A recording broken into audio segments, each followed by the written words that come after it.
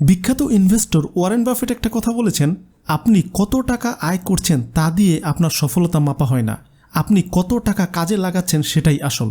আপনি জানেন কিনা জানি না, ওয়ারেন বাফেটের বয়স যখন মাত্র 11 বছর ছিল তখন তিনি কি করতেন জানেন? আমরা যখন এই বয়সে খেলাধুলা নিয়ে ব্যস্ত, বাফেট তখন রাস্তায় ঘুরে ঘুরে চুইনগাম বিক্রি করতেন, মানুষের বাড়িতে গিয়ে খবরের কাগজ পৌঁছে দিতেন, এমনকি পুরনো পিনবল মেশিন কিনে সেলুনে লিজে দিতেন।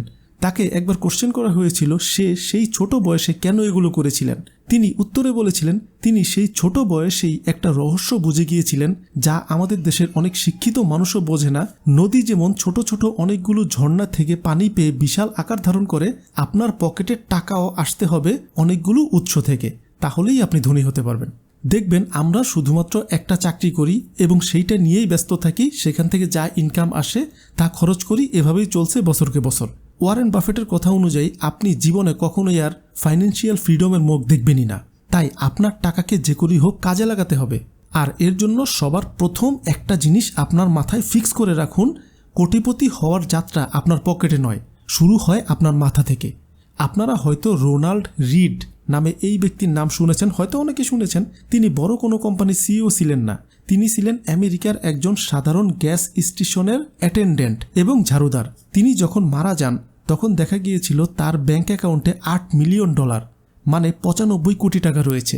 সবাই অবাক হয়ে গিয়েছিল, একজন ঝাড়ুদার এত টাকা পেল কোথায়? রহস্যটা ছিল তার অভ্যাসে। তিনি সারা জীবন ছোট ছোট অঙ্কের টাকা বাঁচিয়েছিলেন এবং সেগুলোকে ব্লু চিপ স্টকে ইনভেস্ট করে রেখেছিলেন, এবং সেই ছোট ছোট ইনভেস্টমেন্টই একটা সময় তার 95 কোটি টাকা হয়ে গিয়েছিল। তাই আপনার প্রথম ধাপ, লাইফের প্রথম ধাপ, খরচ করার পর যা বাঁচে তা জমাবেন না, বরং জমানোর পর যা থাকে তা দিয়ে খরচ চালান। যাই হোক, এই ভিডিওতে আমি আপনাকে ডিটেলসে শেয়ার করব কিভাবে 10,000 টাকা প্রতি মাসে জমিয়ে 1.5 কোটি টাকা করবেন।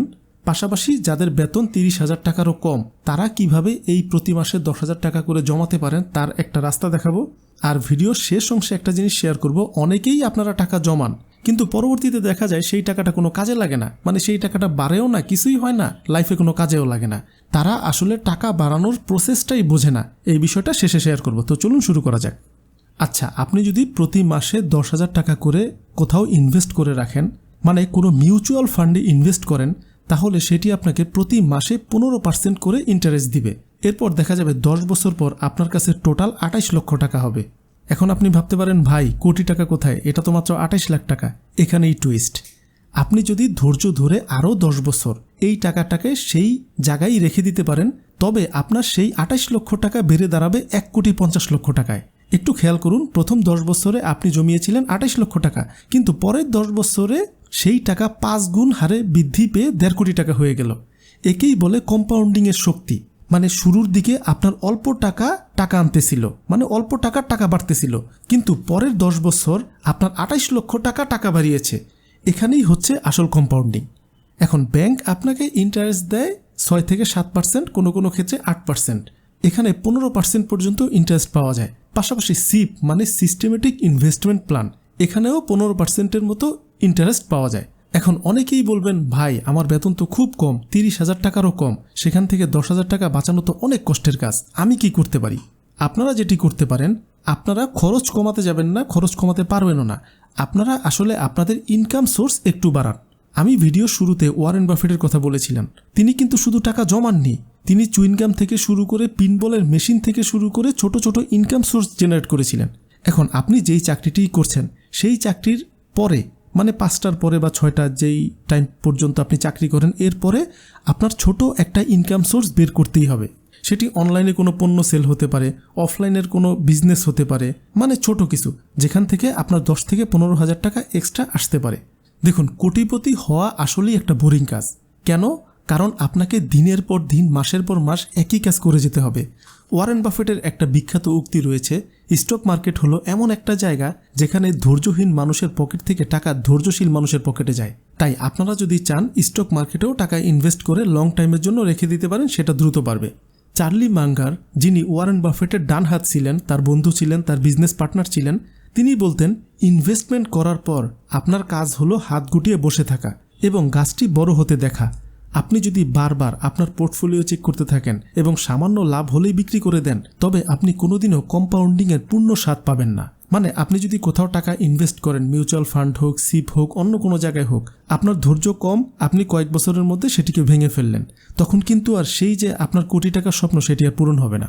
জেফ বেজোস একবার ওয়ারেন বাফেটকে জিজ্ঞাসা করেছিলেন, আপনার ইনভেস্টমেন্ট স্ট্র্যাটেজি এত সহজ, তবুও কেন সবাই আপনার মতো করে বড়লোক হতে পারে না?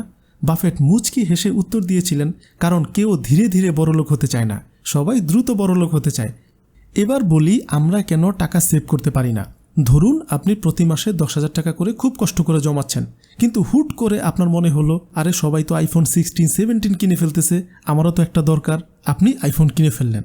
অভিনন্দন আপনাকে, আপনি আপনার কোটিপতি হওয়ার স্বপ্নকে অন্তত 5 বছর পিছিয়ে দিলেন। মার্ক জাকারবার্গের কথাই ভাবুন, পৃথিবীর অন্যতম ধনী হওয়া সত্ত্বেও তিনি কখনো দামি ব্র্যান্ডের ঝলমলে পোশাক পরতে দেখবেন না। তিনি সবসময় সাধারণ ধূসর রঙের টি শার্ট পরেন, কারণ তিনি জানেন looking rich is the enemy of being rich, অর্থাৎ ধনী দেখানোর চেষ্টা করাটাই ধনী হওয়ার পথের সবচেয়ে বড় বাধা। আর এজন্যই দেখবেন আপনার আশেপাশে অনেকেই আপনার চেয়ে কম টাকা ইনকাম করে, কিন্তু তার কয়েক বছরের ব্যবধানে কোটি টাকা হয়ে গিয়েছে, কিন্তু আপনি সেই জায়গাতেই পড়ে রয়েছেন। এখন যাদের কাছে অল্প কিছু টাকা রয়েছে, মানে হয়তোবা 50,000 টাকার মতো রয়েছে, আপনারা চাচ্ছেন এই টাকা দিয়ে কোনো না কোনো ছোটোখাটো কোনো বিজনেস শুরু করতে, তারা বুঝতে পারতেছেন না কি করবেন, তাদের জন্য আমার এই ভিডিওটি আপনারা এই স্ক্রিনে ক্লিক করে দেখে নিতে পারেন। পাশাপাশি ভিডিওটির লিঙ্ক আমি এই ভিডিওর ডিসক্রিপশন এবং কমেন্ট সেকশনের পিন কমেন্টই দিয়ে দিব, আপনাদের সময় থাকলে সেখান থেকেও ক্লিক করে দেখে নিতে পারেন। ভিডিওটাতে একটা লাইক করতে ভুলবেন না, আর অবশ্যই একটু কষ্ট করে শেয়ার করে দিবেন। ভালো থাকুন, সুস্থ থাকুন।